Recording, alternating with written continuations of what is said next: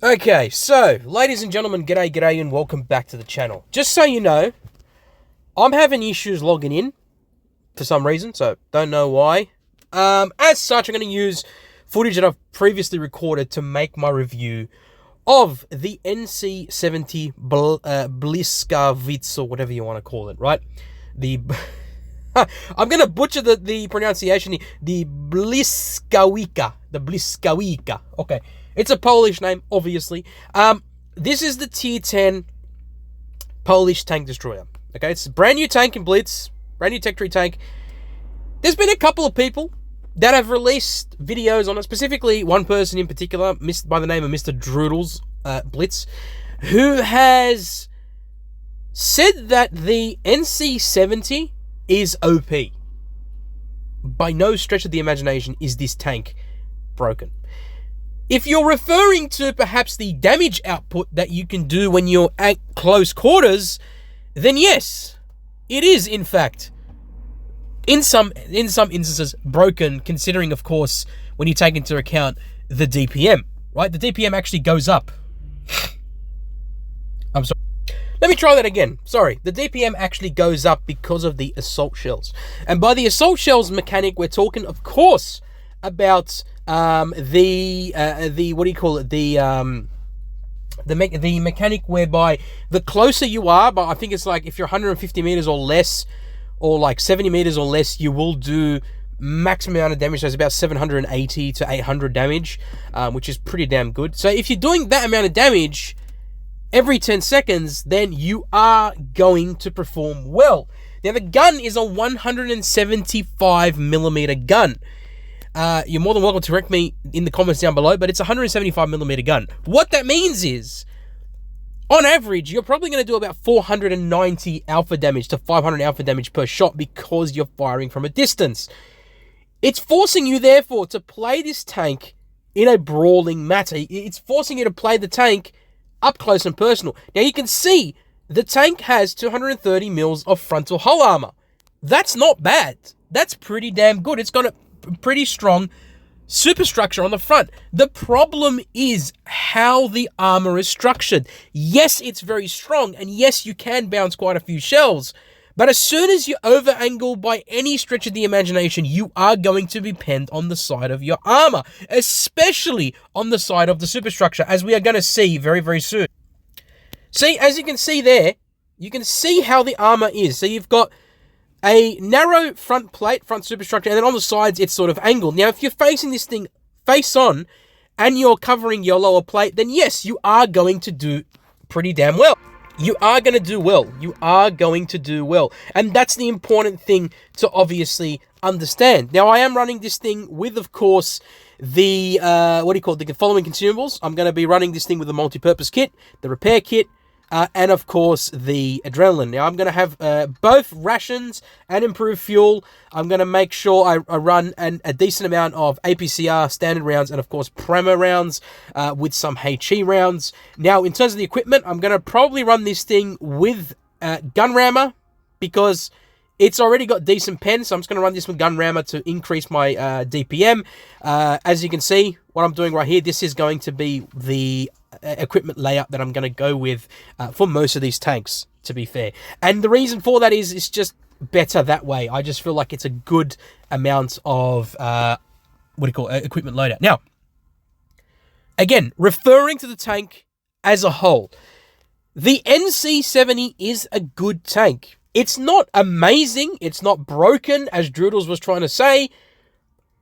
It's good. It's okay. It's good. In most instances, it's pretty good compared to some other tank destroyers like the Object 268, like the Object 263, like the WZ-113 GFT. Now, WZ-113 GFT is a perfect example, between these two tanks, right? The 113 GFT is a little bit different in a sense that it performs very similarly to how this tank performs and has a similar structure, armor structure, to how this tank does. The difference being, this tank has a different amount of damage output every time you fire the gun. It all depends on, as you can see there, those 3 bars, it all depends on the distance that your tank is at. the closer you are to your enemy, the more damage output you'll be able to do. And then, and only then, does it make this tank great. Especially if you're in a very good position. Now, keep in mind, you don't have a lot of gun depression, right?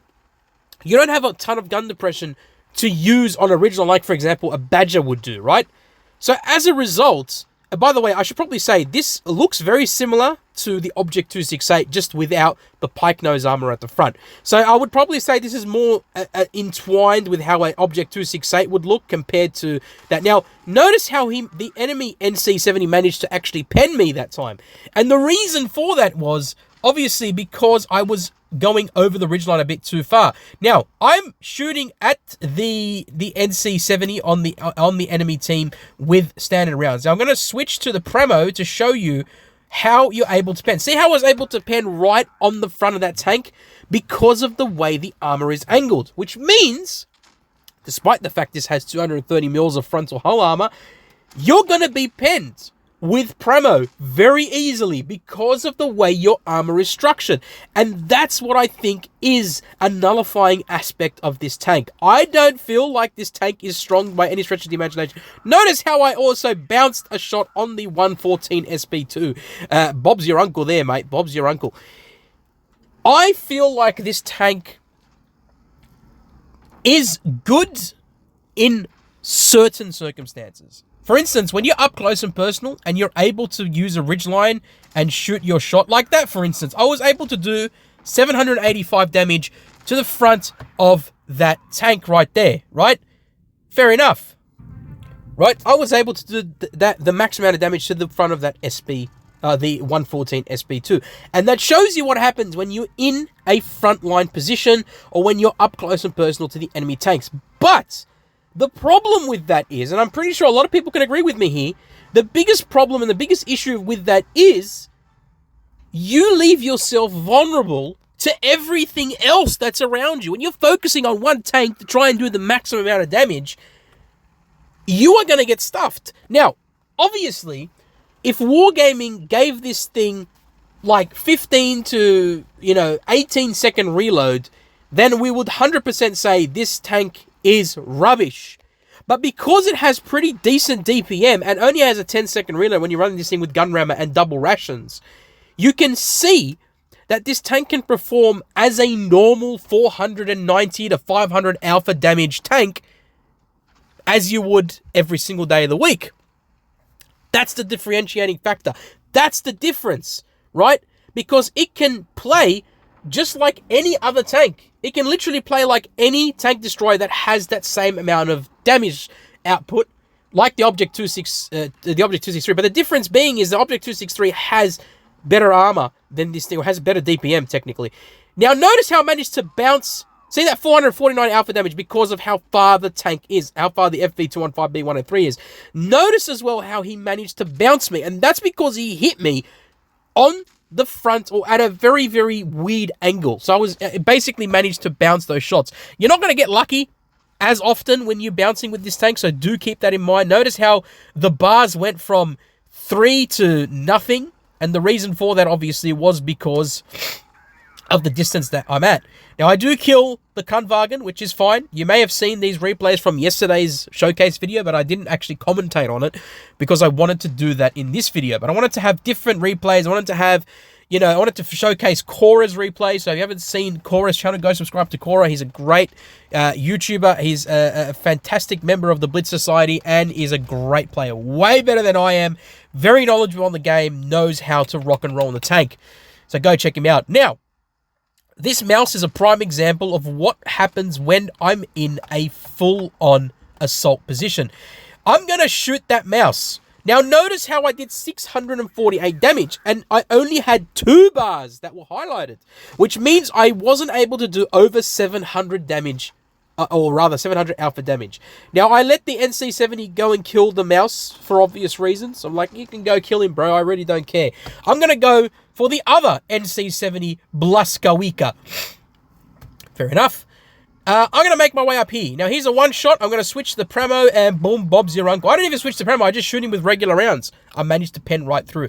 And that's the differentiating factor. I was able to get a kill and I was able to do a different amount of damage. But notice how only it did like 1800 damage. That's not a lot of damage.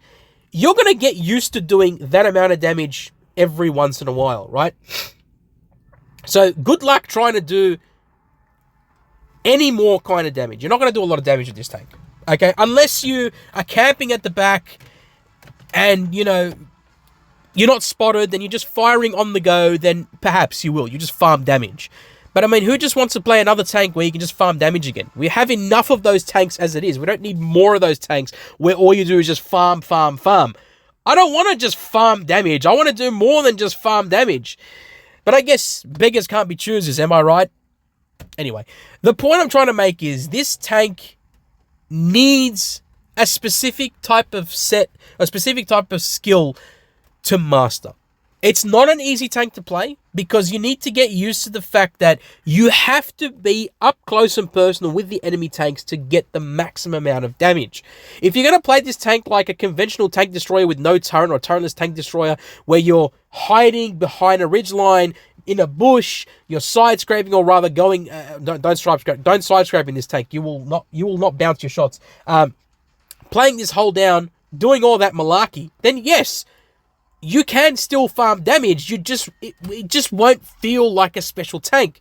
What makes this tank special is, of course, the amount of alpha damage. Now, I do manage to get a shot into him, but I only did 467 damage. He did over 500 damage because, technically speaking, he's closer to me than I am to him. So, yeah, it's a bit weird. It's a bit weird. It really is a bit weird. And I honestly don't know what to expect in the current meta with this tank in the game. And apparently the tier 9 it's got terrible gun handling. Apparently the tier 9 has terrible gun handling, and it's meant to play like an SU-12254, but the SU-12254 is just better in every way because it has over 4,000 DPM, which is just crazy. Anyway, I personally think the tank is balanced. I don't think it's OP, as Droodle says. I disagree with him wholeheartedly. I think this tank is quite well balanced. I think it's actually well balanced. I don't know how the hell I managed to miss that shot completely, but yeah, that's on me. Anyways, ladies and gentlemen, hope you enjoyed the video. Let me know in the comments down below what you think of the NC70 and whether you think it's actually worth grinding. I personally think it's okay. It's decent, it's good, but honestly, at the end of the day, I do not think this is broken. I don't think it's crazy OP. I think it's just a decent tank and it's good enough. It's good enough, okay? It's an interesting line. It's, you know, go ahead and play it. I reckon you might enjoy it. Other than that, look after yourselves, look after your friends and family, and I'll catch you all in the next one. Bye-bye.